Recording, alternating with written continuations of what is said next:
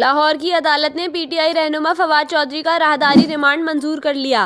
Police ने सख्त security में फवाद चौधरी को लाहौर की कैंट कचहरी अदालत में पेश किया, जबकि इस मौके पर उनको हथकड़ी लगाई गई थी। लाहौर के जुडिशनल मजिस्ट्रेट राना मुदस्सिर ने केस की समाअत की, जबकि इस मौके पर पुलिस ने फवाद चौधरी के राहदारी रिमांड की इस्तदा की।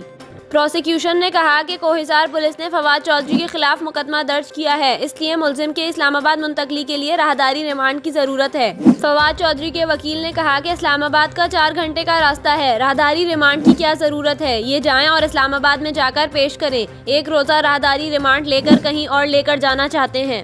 फवाद चौधरी के वकील ने कहा कि सफरी रिमांड नहीं बनता, इनकी हथकड़ी भी खोली जाए, दोनों हाथों के बजाय एक हाथ में हथकड़ी लगाई जाए। वकील के दलाइल पर अदालत ने कहा कि आप फिजूल बातों में वक्त ज़ाया कर रहे हैं। बाद अज़ां अदालत ने फवाद चौधरी का राहदारी रिमांड मंजूर कर लिया और इनका सर्विसेज अस्पताल से मेडिकल कराने की भी हिदायत की गई है। अदालत ने अपने हुक्म में कहा कि फवाद चौधरी को मेडिकल के बाद इस्लामाबाद रवाना किया जाए। अदालती हुक्म के बाद पुलिस फवाद चौधरी को लेकर रवाना हो गई।